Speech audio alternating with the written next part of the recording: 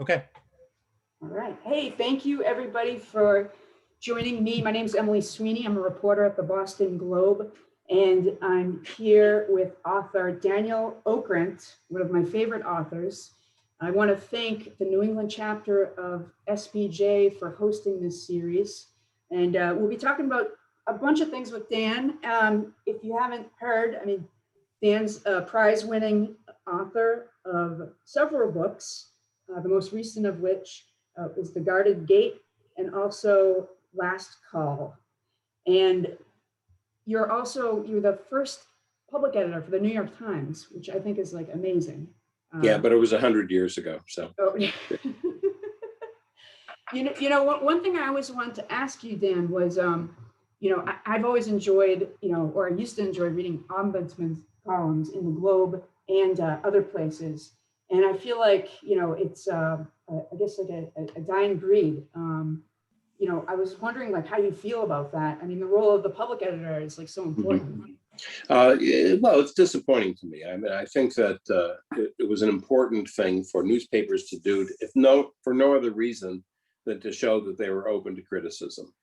I think that in our business that the default position is one of defensiveness, and the belief that anybody who is disagreeing with what you're publishing or not liking the way that you do it must have some other motive, when in fact sometimes the motives are pure. And even if they're not pure, if a newspaper is doing something wrong, they should own up to it, and they should certainly make it possible for people to take their shots. And if you've got a good defense, you have a good defense. So it's disappointing to see the jobs disappearing. It started in the US. The first one was in the Louisville Courier-Journal around 1968.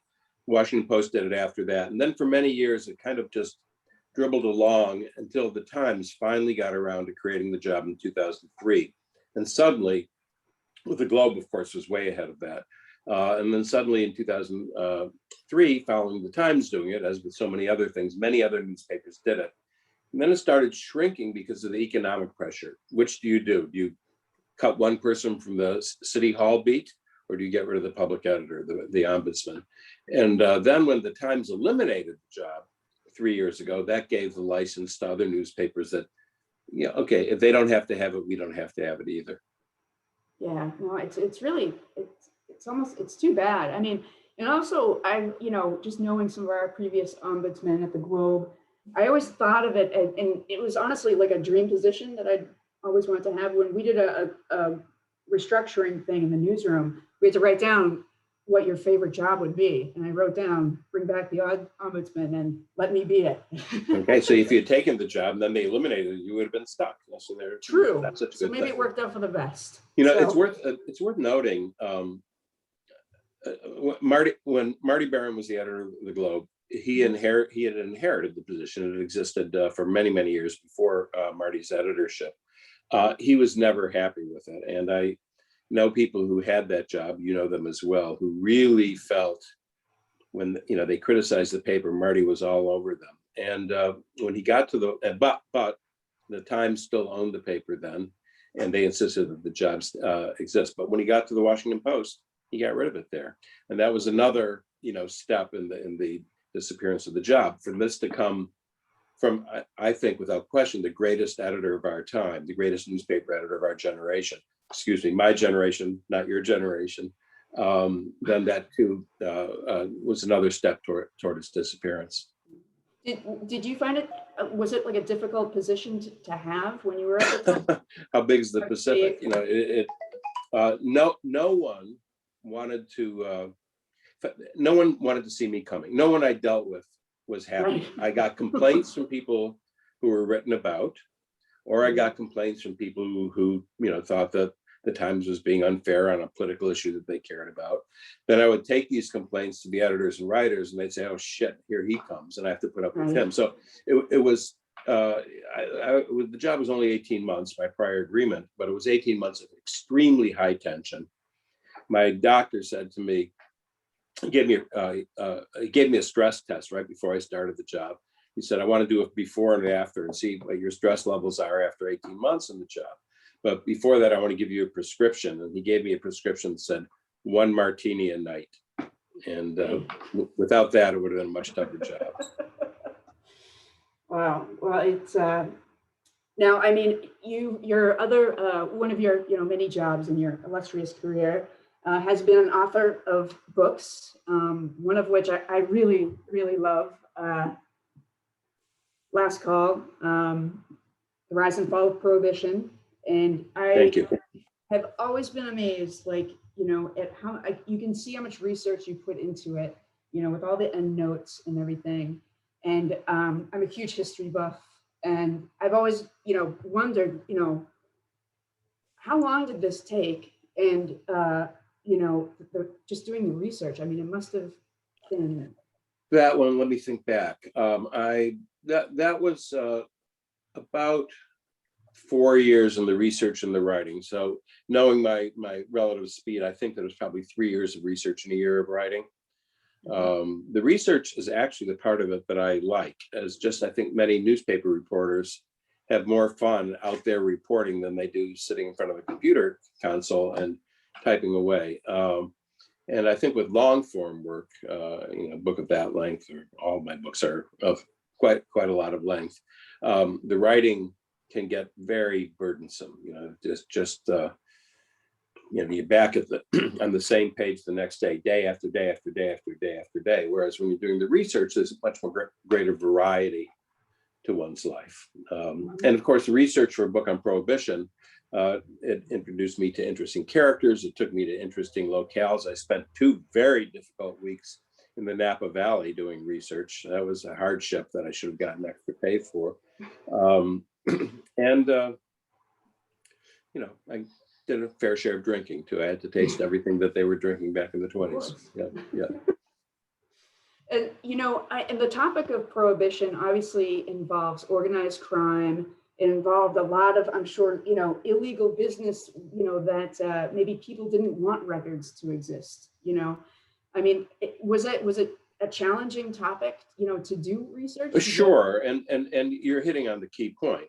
Is we don't even know how much people were drinking during Prohibition definitively, because we knew before Prohibition because of the taxes paid, that when alcohol beverages were sold, either at the wholesale level or the retail level, there was a tax stamp that went on it for both the state and federal governments. And when alcohol came back at the end of 1933, similarly, but during that 13-year period, there was no definitive way of measuring it. So everything is based on estimates that economic historians primarily have put together based on a wide variety of things, ranging from hospital admissions for alcoholism to car accidents to seizures of quantities, and from that coming up with the number. The criminal enterprises, as you say, did not keep records, but records were kept for them by the police and by the FBI. That obviously one missed a lot, but there's a surprising amount if you dig deeply into court records. The federal court records were immeasurably valuable to me for particular people I wanted to write about, who inevitably, nearly everybody who, well, I don't know everybody, but all the major bootleggers were called before courts for one reason or another during that period, and sometimes shortly after that period. And I was able to put together a lot from that. Mm-hmm.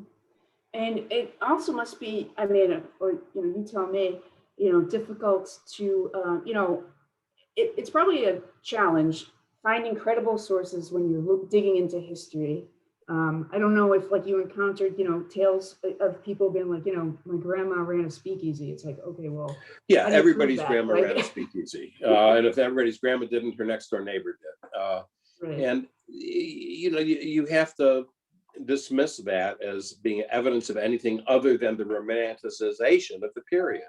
Much of our perception of the period is based on what we've seen on television and the movies, none of which is remotely accurate. Eliot Ness was himself an alcoholic, died an alcoholic. He had nothing to do with bringing in Capone. The autobiography on which The Untouchables was based was published after his death.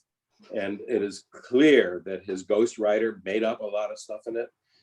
But that's the image that we have, passwords and standing outside of a building and there's a peephole. Well, in Boston, for instance, the closer you were to the police station, the likelier it was that you could get legal liquor nearby, because everybody in the neighborhood had bought off all the cops, and the cops wanted to use the suppliers as well.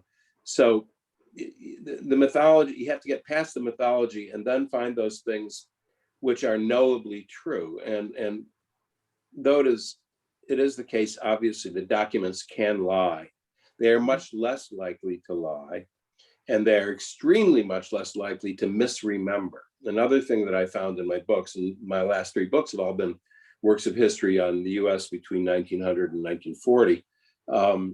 You can find, I've interviewed people, and you can also find oral histories of people saying, well, I remember the time that so-and-so came to me and talked about that. That would have been in 1931. No, 1930, it was because it was right around the election when the Democrats took over Congress. Well, the person who came to see him on that day had died 3 years earlier.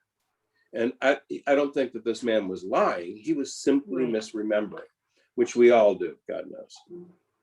Yeah. You know, another thing I've always found, one of my favorite pastimes when I have free time is like digging through the Globe archives and just like reading old newspapers from like the 20s, the 30s. And, you know, it's interesting to see, you know, what stories got put on the front page and what was being like glamorized at the time, like especially, you know, a lot of like, you know, gangsters, even like, you know, Capone, like News from Chicago was gonna, you know what I mean, was on the front page of the Globe, you know, now and again. How do you like look at when you're looking at news? And I've also found that like, you know, different newspapers at the time, you could read about the same event and the stories can be quite different. Just like today. Yeah. Yeah, actually, yeah, true. Good point. Yeah. No, this is something that I can only have the credibility to say because I've been a newspaper editor and reporter myself. We all know how inaccurate the newspapers we work for are. Not, you don't mean to be inaccurate, but you find out a week later or a year later or 2 later that you got something wrong. And now in the era of corrections, we try to fix a lot of that. But the so-called first draft of history that those of us involved in daily journalism are engaged in, I don't know what your first drafts are like, but my first drafts are terrible. You know, when I'm writing a book or when I was writing in college, whatever it might be, you know, first time is never going to be the right time. So again, newspapers can lead, the historical newspapers can lead you to information, but you have to go beyond the information. Now, there's no way when you're writing history to use the 2 sources rule, where if I don't have 2 sources, I can't use it. The other thing that I think I feel compelled to do is say, if I've taken something from a newspaper, so, you know, according to the Boston Globe in 1921, to indicate that there is a source, but I'm not accepting the source as being definitive, you know, that there is a qualification. And then, of course, there's footnoting and endnoting. You reveal as much as you can in the footnotes and the endnotes about how you know what you claim to know. It's an interesting thing to me. I learned this from the editor of the New Yorker many years ago. The New Yorker, without footnotes, without endnotes, they have had a rule. It's not as hard as fast as it once was, but they asked the writer, you know, and the edited version said, you have to let the reader know how you know that. And that's why you see so many things in a conversation with me, or when I encountered, or he said to such and such a place, they try to put into the piece as much sourcing as they can, even if they're not naming somebody specifically. They're indicating that it came from a conversation or it came from lived experience or reports from other people. And I think it's probably maybe a little bit overly fussy, but it's a worthwhile thing to think about, letting your readers know how you know what you know, and letting them judge whether, well, that seems responsible and reliable. You know, one of the big issues I dealt with when I was public editor of the Times was anonymous sourcing. I think it was the biggest issue, other than anything that has to do with the Middle East. That was always the biggest issue, as it is today. But the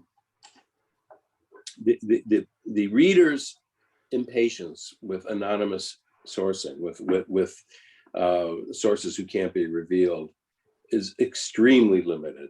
I found from the mail I got from readers, people I've met, I would go and give talks about the Times. People don't believe it when we put in the newspaper, a high administration source says. Usually, those of us in the business know who the high administration source is because we've relied on him or her as well. But readers don't buy it. They just don't buy it. Mm-hmm. And I guess with, granting anonymity, it's like, you always have the chance it might be somebody with some sort of axe to grind, or at least that's probably what the readers are thinking. Yes, and you must reveal, I think that you're required to reveal, according to a high administration source who thinks he's going to get fired next week, or, that it really does, it changes to know that context.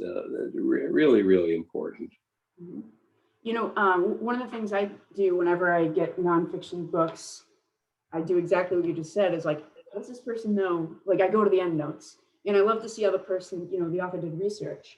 And it's amazing how it varies widely. I have some books in my bookshelf where, people state facts and in the end notes, it's, you know what I mean? And, but then you see those books also being sourced. So, when doing historical research, how do you, I don't know, like make sure all your sources are credible? Well, you can't. You can only tell the reader what you can tell the reader. I mean, that you just give as much information as possible. I'll give you an example of the biggest kind of trap you fall in. A dear friend of mine, who is one of the best known popular historians in the country and has written several #1 bestsellers, mm-hmm. In one of his earlier books, but it's a book that won the Pulitzer Prize, in fact, he cites for a footnote a book about Hollywood. It was a fact about Marilyn Monroe. But the author of the book that he's citing was a total hack who, it has been established, has made up a whole bunch of stuff. Now, my friend didn't know that at the time, so he was innocent in picking this up, but he did cite it. So now later we can look at it and wonder. The real problem is, since that book was published, other people have cited my friend for that fact. So it appears, what appeared in a lousy book appears again in a good book, and then it gets kind of endorsed and cleaned up for public acceptance. And there's no way around that except to reveal as much as you possibly can. Yeah, no, totally. As far as like doing research, do you have like any advice for anybody from the audience here? Will be reporters, writers, journalists, and do you have any advice for them on how they can like avoid any pitfalls or? Well, I think that Emily, more about if they're doing historical research, I can be helpful on that. Yes, yeah. Okay, well, I've been out of the daily newspaper business so long that I'm sure everybody who's listening to us knows a lot better than I do how to do it. But the great, it's not a secret, not remotely a secret, but the great historical resource that people don't turn to is archives of papers. The least likely people have given their archives to the Boston Public Library, to the Massachusetts Historical Society, to their church or temple. They or in the family. Well, here see these files that I had when I was practicing as a lawyer. Well, put them in the basement somewhere. These things exist all over the place, and they are the best resource for an authentic representation of a period of time and people in the period of time. Because when they were creating those, they were not doing that for posterity's sake. No, obviously, if you were the governor of Massachusetts, maybe you knew you were doing it for posterity's sake. But by and large, it was simply the daily stuff of their lives. And when you're writing about anybody who had anything resembling a public life, you can guarantee not only, you can't guarantee that their papers exist in some archive somewhere, but you can guarantee that they show up in other people's papers. And there are resources that one can go to, catalogs, online catalogs that cross-index archives all over the world. And they're invaluable. And I find when I'm reading somebody's letters from 1927, I feel I'm there. I feel I'm back in the period. Now, it's going to be difficult in the future when there are no letters. We've all got zillions of emails, and nobody's going to find their way through them if they are archived. But for the, I say I write about the period between the invention of the typewriter and the arrival of email. Invention of the typewriter, because reading thousands of letters written in manuscript handwriting, I can't do that. So just give me typed documents, and I'll go far. Yeah, totally. No, that's great. I mean, I'll definitely have to check out some of those, the catalogs, for archives. It's, yeah, they're really, really great. And they're, even if you don't use the online catalogs, which are not complete by any means, you can, if you're interested in a particular subject, think about somebody in the same area who was fairly well known, fairly well established. Go online, find out where their archive is. And with each such archive, there's something called a finding aid. The finding aid is an index to everything that's in the archive. And so you see the names of other people. That's great. That's an excellent tip. You've been a successful author for a long time now. I know the book publishing industry has been changing. It's like changing as we speak. But do you have any advice for, journalists who are interested in writing books or, getting into the book publishing business? This obviously doesn't apply to everybody, but generally speaking, it's a lot harder than it looks. And I think that most people who've done it can tell you that the first book took twice as long as they thought it was going to take. You figure, well, I'm in the newspaper 4 days a week. I'm writing about averaging maybe 700 words a piece, 2,800 words a week, and they want an 80,000, do them. It doesn't work like that at all. I had an agent friend who said that in every first book contract, both parties are being taken advantage of. The publisher is paying the writer too little, and the writer is not going to deliver what the publisher really, really needs. But then there's a second book, and that's, obviously, as I said, there are many exceptions. There are many people who write first books that are wonderful and are not nearly as difficult as they thought they might be, but it's a different animal. It's not like writing long form magazines. I worked in magazines for many years as well, and when I was at Time, where on deadline, a big news story, and it has to close on Friday night, and you get files from 20 different reporters who are covering it. They land on your desk on Thursday night, and I have to have 3,500 cover story quality words by that time the next day, 24 hours later. If I have a day while I'm writing a book, and I've done all the reporting, really know the material, and I get as many as 1,000 words, I'm the king, and that is huge production, huge for me. Now, other people obviously can be a lot faster, but I find that the complexities of interlinking things in a book length narrative are such that it is just really slow going. Mm-hmm. Yeah, and do you have any tips or advice or insight into how you organize your long form writing, including books? Multiple outlines? Do you maybe make an outline, stick with it? How does? Oh no, certainly not stick with it, because it changes so much as you learn more things. Now, maybe once I completed the writing, I mean, when I generally do all the reporting, what I think is all the reporting, and then I sit down to write. 2.5 years, 3 years reporting, year and a half writing. Obviously, once I'm writing, then, I didn't get that. I need to know this. I need to go. And so there's a lot more reporting to be done to realize, when you realize what you don't know that you need to know to write something persuasive. But at that moment, I sit down, I do divide the book into sections, maybe not chapters. Prohibition was easy. There's the period up to Prohibition is part one. The years of Prohibition itself and its rise, part two, and then the years leading up to and repeal is part three. So sometimes it presents itself pretty easily, other times much less so. But I find in terms of chapters within those sections, it's very, very fluid as the writing proceeds. Ideally, in my work, in the narrative, I want the ending of the chapter should tie up to the beginning. I mean, it's kind of like what you do in a magazine piece.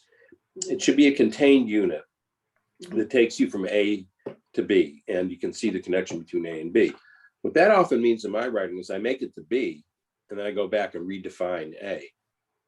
You know, the material has told me how to end the chapter, but only when it's done do I really know how to set up the chapter. Gotcha. And that's the way that I wrote magazine pieces too. Mm-hmm. No, that's The lead was last.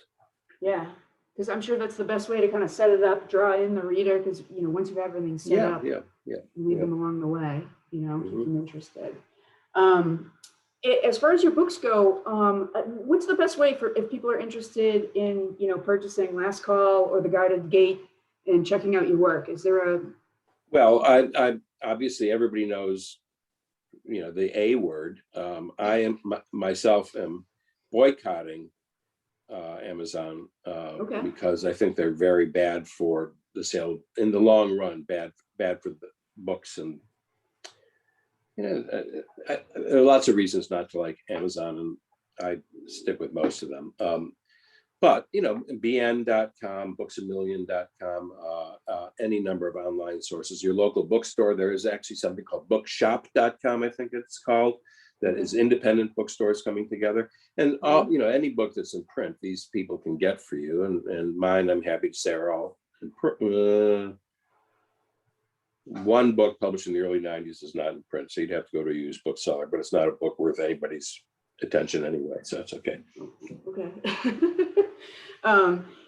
As far as it's interesting that you say about Amazon, because it's just become such the go-to, and hopefully more bookstores will be reopening. It's been really tough to see. Yeah, and the independent bookstore business was coming back before the pandemic. It was really, there were new stores opening, and people who had independent stores had figured out how to compete with Amazon. And then the pandemic hit, and it really, it hurt a lot of them. There's one that I use a lot that really got onto the idea of fulfilling by mail or by, curbside delivery. Mm-hmm. But what we love about independent bookstores particularly is wandering through them and finding the book, not that the one that you're looking for, but the one that you didn't know existed. Now that I'm happy to say that'll be back. So let's hope there are as many stores as there were before. No, totally. And as far as I don't know, if you have any other advice to share with our audience, tips for up and coming writers or anything? Really, nothing that isn't obvious. I'm afraid it's harder than it looks. It'll take you longer than you think. Make your first book on a subject that you already know everything about or think you do. Be comfortable before you jump off the bridge. Mm-hmm. Good advice. Very good advice. Well, Dan, we're closing in on 6:30, and I just want to thank you so much for taking the time to do this. I know you're busy, and it means a lot to me and everybody else watching this. You know what I mean? Right. Because Well, thank you, Emily. Thank you for inviting me, and I hope it was not too boring for those who've been listening in. But thank you all for listening in. Okay, great. Well, hey, thank you so much, Dan. You bet. Bye-bye. Take care.